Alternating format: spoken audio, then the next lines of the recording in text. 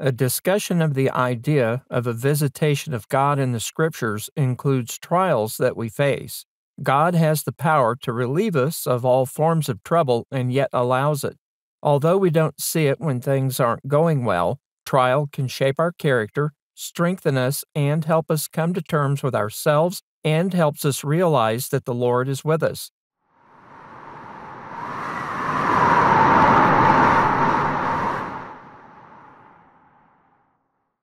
Such was the case with Job, a righteous man who attracted the hate and jealousy of Satan.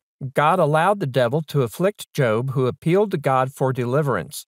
Job wanted to know why these things were happening to him and asked, "What is man that thou shouldest magnify him, and that thou shouldest set thine heart upon him, and that thou shouldest visit him every morning and try him every moment?" In Job 7:17 through 18. Job acknowledged God's divine authority and never questioned the righteousness of God or his right to try him. God allowed these trials but placed a limit on what Satan could do to the patriarch in Job 1:12 and 2:6.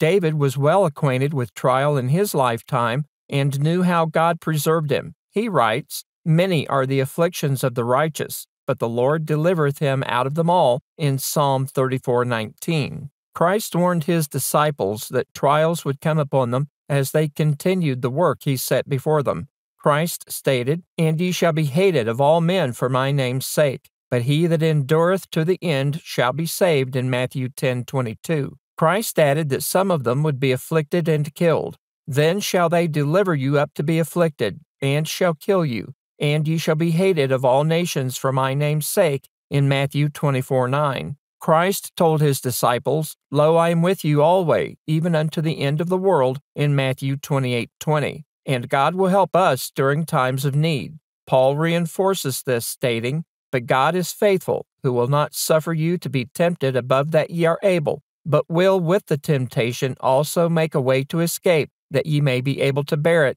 in 1 Corinthians 10:13. Paul told Timothy, "Yea, and all that will live godly in Christ Jesus shall suffer persecution," in 2 Timothy 3:12.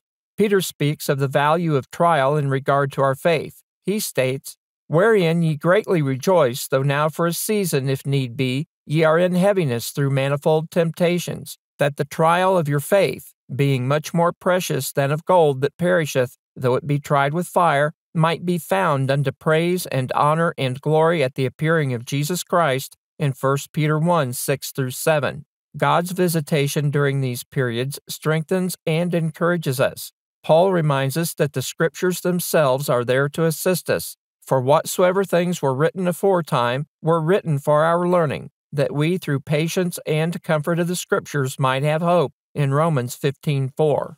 When trials occur, we have the resources to strengthen our resolve and remain faithful.